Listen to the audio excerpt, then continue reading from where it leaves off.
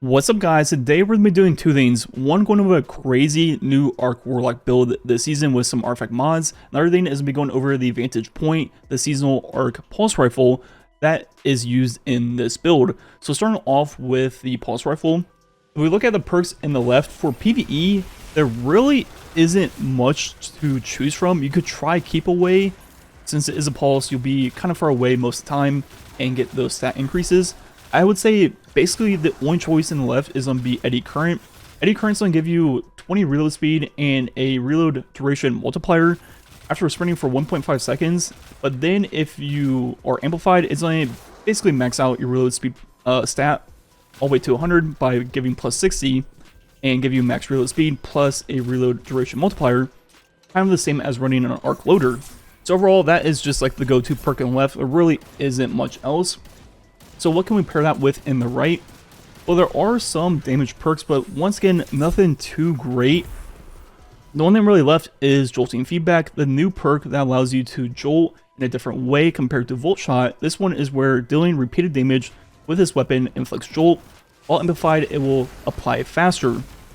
And since this is a pulse rifle, it takes 15 bullets, not amplified, but then once you are amplified, it'll go down to 11. And with it being a 3 burst pulse, that's going to be 5 bursts down to 4. And that obviously will pair greatly with Eddy Current. Applying Jolt to targets and getting the final blow will make you amplified, making it so you have the max reload speed from Eddy Current, and also you'll apply Jolting Feedback even faster. And outside of that, in the right, you could use like One for All, not bad, being a 35% damage increase, or even Swashbuckler being a 33% increase, but with there not being any great other perks in the left column, I can't really recommend those perks. If you wanted a more standard pulse rifle, I think there's just better options in the game for damage perks plus reload perks. And because of Eddy Current, you need to be amplified to really get the full benefits. You just should stick with Jolting Feedback, and that is definitely the role I would target. The one weird thing about this weapon is the one you get from the vendor while doing the Act 1 questline is a role that you can't get anywhere else, and that is Stats for All plus Volt Shot. So if you haven't deleted that one, maybe hang on to it if you like this pulse, because I believe it's the only way to actually get that roll. And overall, just comparing Jolting Feedback to Volt Shot, I'm not sure, I'm not fully convinced on Jolting Feedback. For 90% of the content in the game, I think Volt Shot will just have more uptime and you'll apply it more often. Or you just have to get a final blow, reload, and it'll apply to the first thing you hit. I think outside of doing the hardest content in the game, where it's going to be taking 4 or 5 bursts to kill a red bar, that is like the crossover point where I think Jolting Feedback on a primary makes sense. So I feel like this role could be really good for GMs, or using this weapon versus champions, which this season Pulse is unstoppable, and Jolt also stuns Overload. So you could kind of tackle 2 champions with this weapon, and it could be a pretty solid pick for GMs and similar content. But for 90% of the content in the game, I would just stick with a Volt Shot primary, and you'll just have more uptime on Jolt.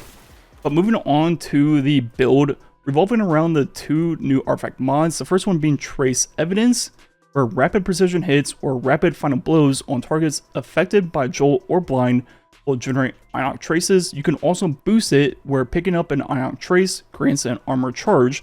Then the next artifact perk right here, Retinal Burn, rapid arc weapon precision hits consume an armor charge to blind the target. So if we look at how the first perk works, once Carl is jolted, roughly every 4 bursts will create an ionic trace that will come to us, and we'll get chunks of ability energy back. And with this pulse where we can just apply jolt by just shooting the target, no kills required, it's a pretty easy loop with no requirements at all. Then we go ahead and boost this perk where we get the ionic traces grant armor charges.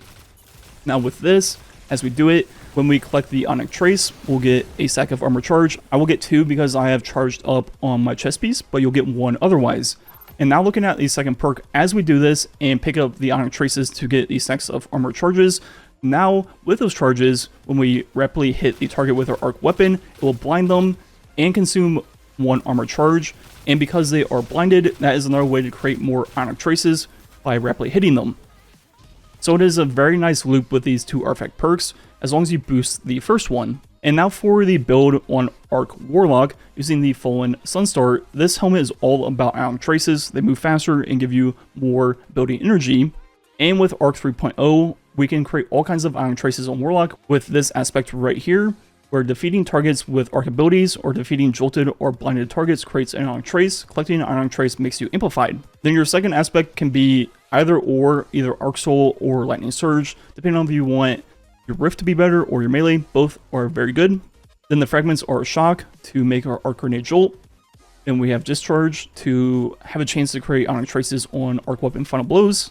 Then I have Magnitude to make my Storm Grenade or Pulse Grenade, wherever it is, last longer.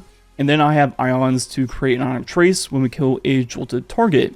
And this works with the Vantage Point with either the Volt Shot or Jolting Feedback Roll, or really just any arc weapon with Volt Shot would work as well. Another version of this build I like to do is going to put on the Ergo Sum with Arc Conductor, and then swap one of the fragments off for this one, where while amplified, our Arc, Special, or Heavy Ammo weapons create a blinding explosion on final blows.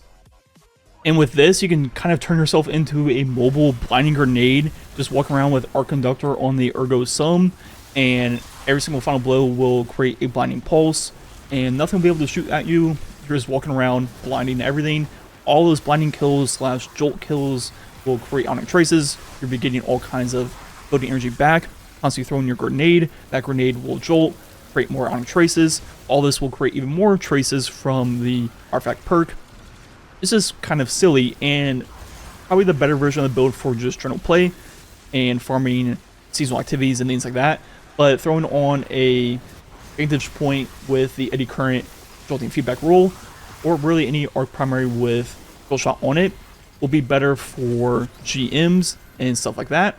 We can also take advantage of the second artifact perk, where the rapid hits will blind them. And once again, pulses are unstoppable, blinding is also unstoppable, jolt is overload.